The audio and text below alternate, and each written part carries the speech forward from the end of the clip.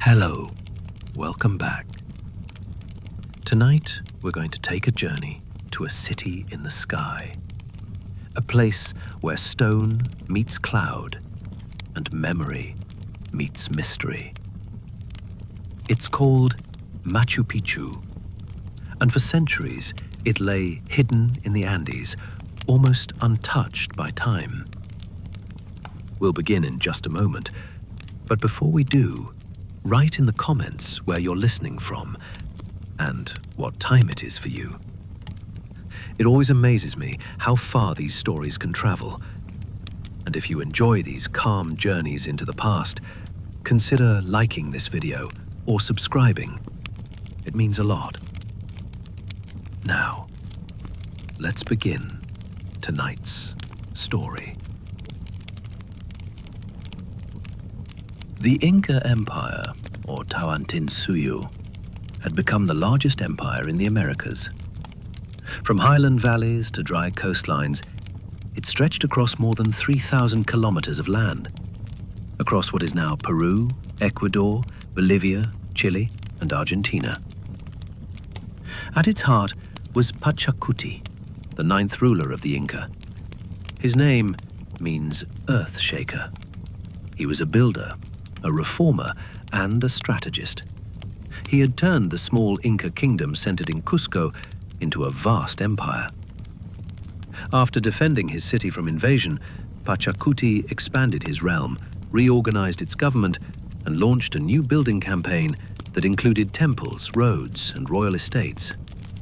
And among those, he likely ordered something unusual: a royal retreat, high in the mountains, far from the noise of Cusco. That place, we believe, was Machu Picchu. The name means Old Peak in Quechua, the language of the Inca. It was never its original name. We don't know what the Inca called it. But the site they chose was special. It lay between two sharp mountains, Machu Picchu and Huayna Picchu, on a ridge 2,400 meters above sea level, in a zone where highland meets jungle. The location was difficult, but not random. It was protected by steep cliffs, close to important sacred peaks, and perhaps most importantly, aligned with astronomical cycles and sacred geography. This was more than a hideaway, it was a sacred landscape. Construction likely began during Pachacuti's reign and took decades. It was built using mita, a labor system where communities contributed work instead of taxes. These were not enslaved workers. They were part of a national system of contribution, organized with impressive efficiency. Stone blocks, some weighing over 10 tons, were quarried from the nearby mountain itself. There is no evidence the Inca used wheels or iron tools. Instead, they shaped stones using hammerstones and abrasion. Each stone was placed by hand, no mortar, fitted so tightly that even centuries later the joints are nearly impossible to slip a blade between. The city was designed with zones: an urban sector for temples, elite housing and ceremony, an agricultural sector with terraces cut into the mountainside, and a central ceremonial core with plazas and sacred stones. From the beginning, Machu Picchu was more than functional. It was symbolic. Its buildings aligned with solstices, its plazas opened towards sacred mountains or apus, which were believed to be spirits. To live here, or even to visit, was not just a retreat from the empire. It was a return to something older, a place where the earth, sky, and stone met in quiet harmony.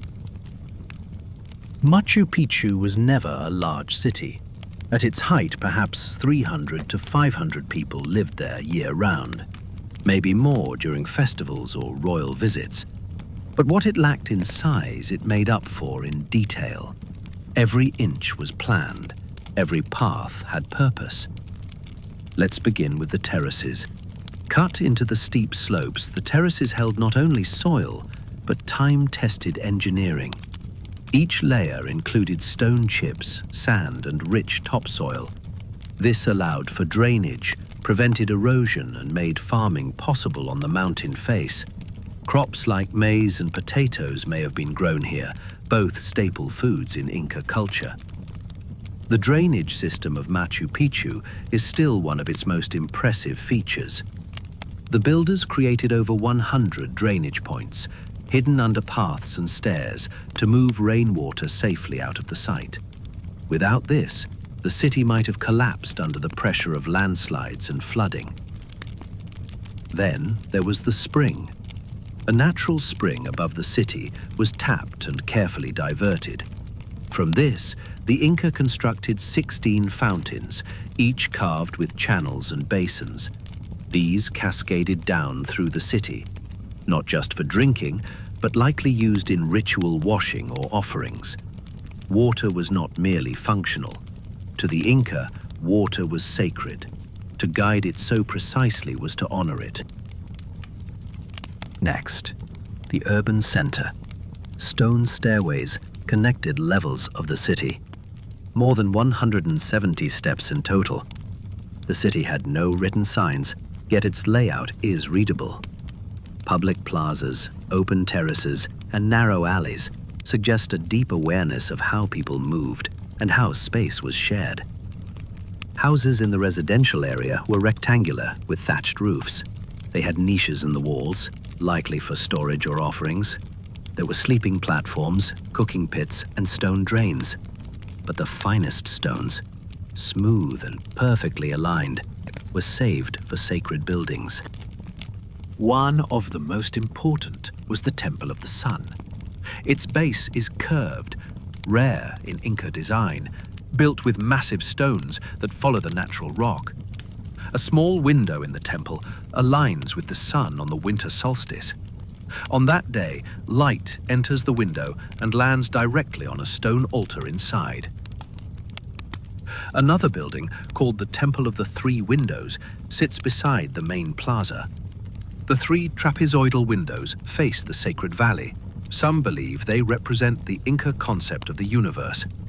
The heavens, Hanan Pacha, the world of the living, Kai Pacha, the underworld, Uku Pacha. Together, they form a picture of how the Inca viewed life, not as a straight line, but a circle of worlds, all connected.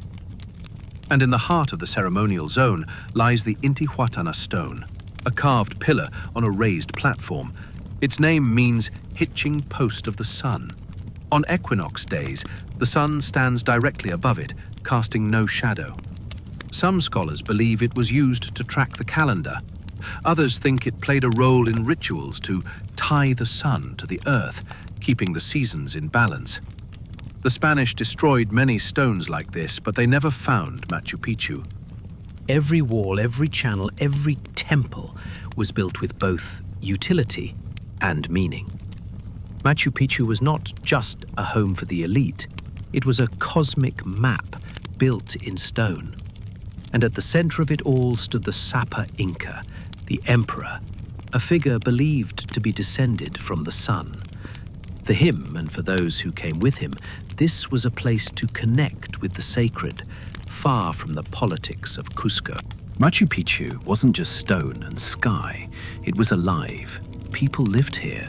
They farmed, they prayed, they carried water, cooked food, raised children, and swept the paths. They were not ordinary villagers, nor were they slaves. They were caretakers, elite attendants, priests, farmers, builders, chosen to serve a royal estate.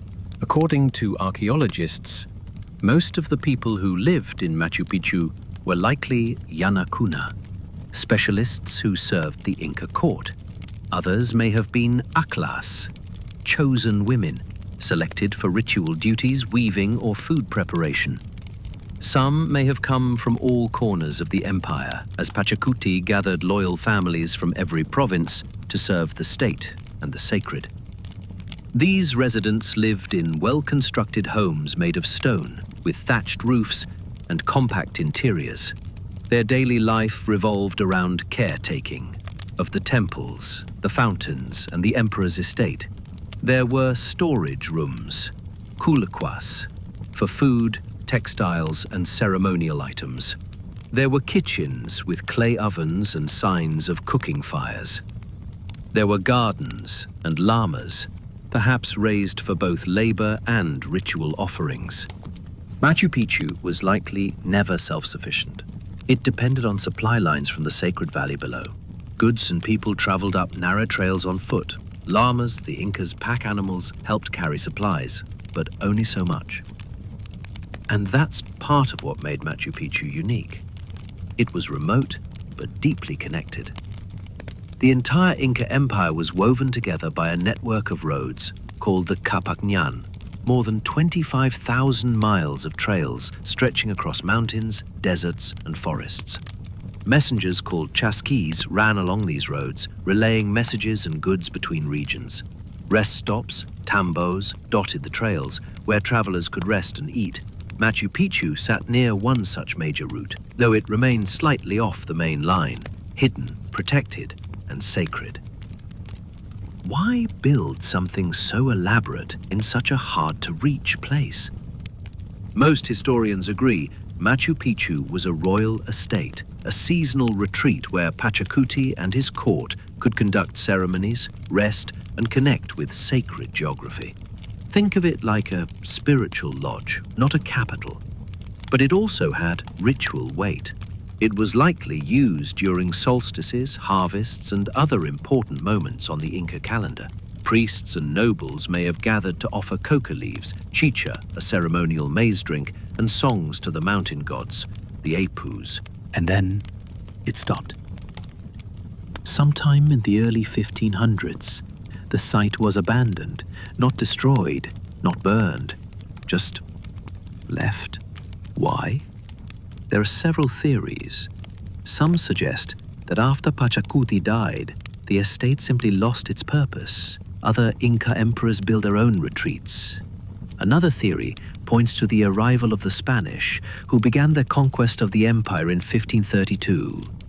Though there's no record they ever found Machu Picchu, their disruption of the empire through war, disease, and forced labor likely made the upkeep of this remote site impossible. With no ruler, no support, and no empire to serve, the caretakers left. The jungle moved in, and the city fell into silence. For nearly 400 years, Machu Picchu remained mostly hidden, not destroyed, not buried, just overgrown. The forest wrapped itself around the stones. Trails faded. The rituals stopped, but the city wasn't truly forgotten. Local Quechua-speaking farmers in the nearby mountains always knew about the ruins. They called the place Machu Picchu, Old Peak, after the mountain beside it. Some even farmed its terraces. But to the outside world, it was unknown. That changed in 1911, when a Yale professor named Hiram Bingham arrived in Peru. He wasn't looking for Machu Picchu.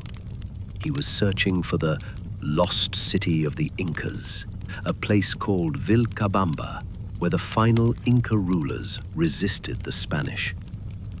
Guided by locals and a young boy from a nearby farmhouse, Bingham climbed up the ridge through thick jungle, and there it was. Stone terraces, crumbling temples, walls still standing after centuries.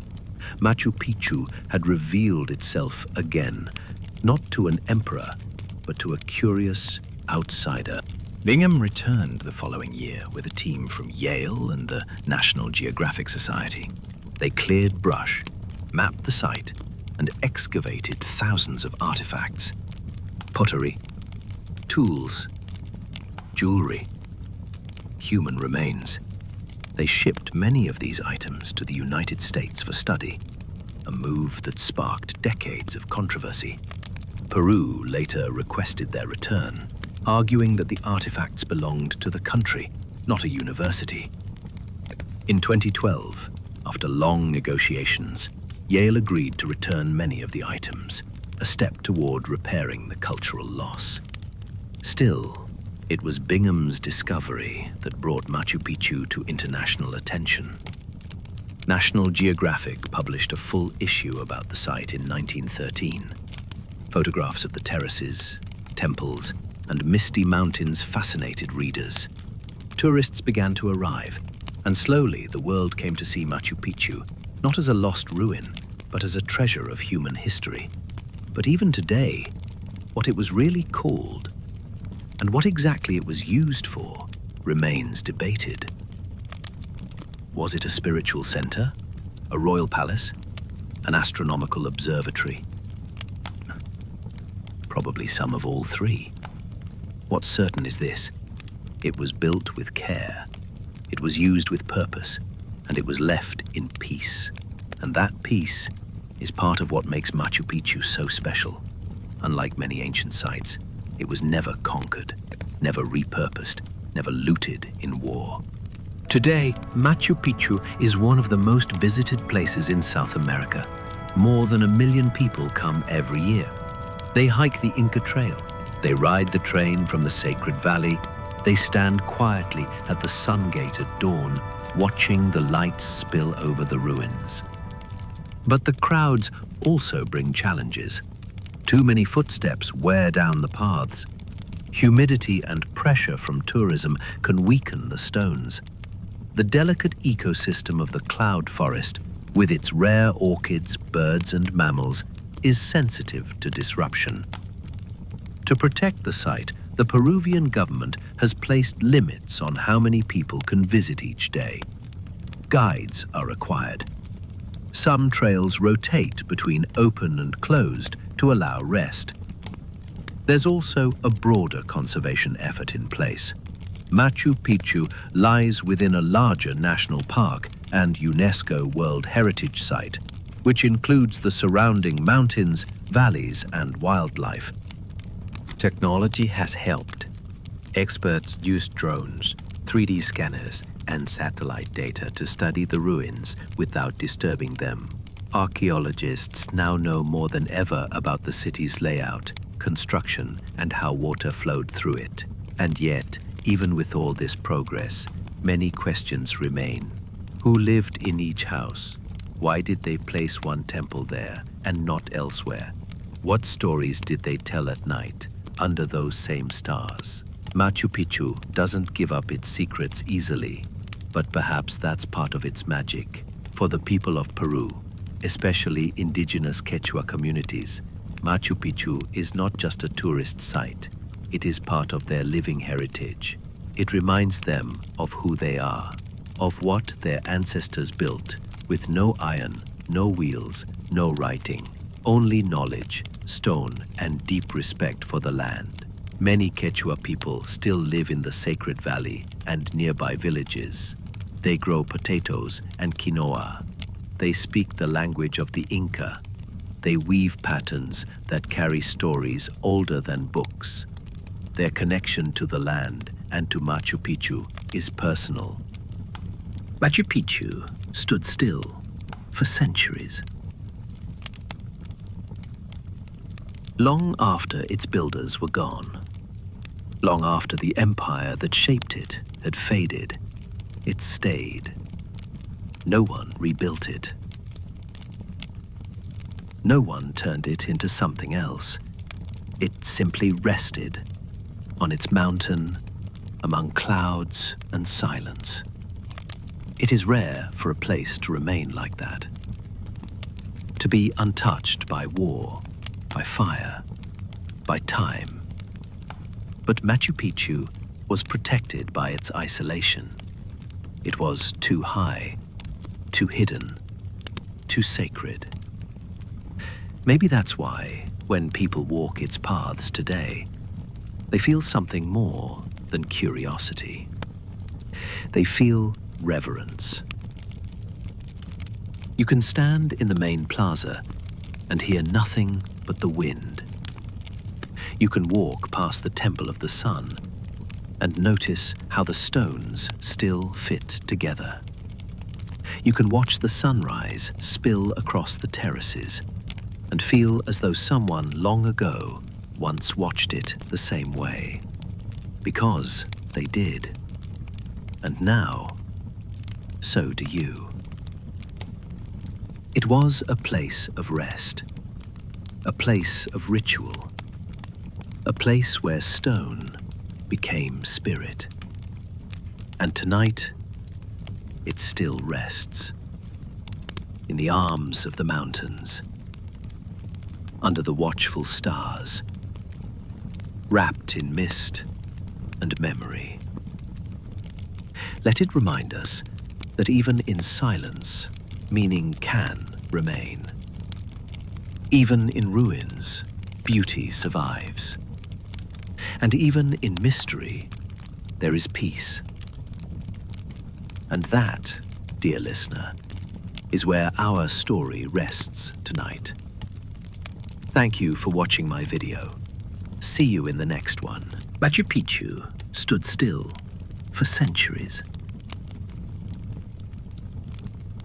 Long after its builders were gone, long after the empire that shaped it had faded, it stayed. No one rebuilt it. No one turned it into something else. It simply rested on its mountain among clouds and silence. It is rare for a place to remain like that, to be untouched by war, by fire, by time. But Machu Picchu was protected by its isolation. It was too high, too hidden, too sacred. Maybe that's why, when people walk its paths today, they feel something more than curiosity. They feel reverence. You can stand in the main plaza and hear nothing but the wind. You can walk past the Temple of the Sun and notice how the stones still fit together. You can watch the sunrise spill across the terraces and feel as though someone long ago once watched it the same way. Because they did. And now, so do you. It was a place of rest, a place of ritual, a place where stone became spirit. And tonight, it still rests in the arms of the mountains, under the watchful stars, wrapped in mist and memory. Let it remind us that even in silence, meaning can remain. Even in ruins, beauty survives. And even in mystery, there is peace. And that, dear listener, is where our story rests tonight. Thank you for watching my video. See you in the next one.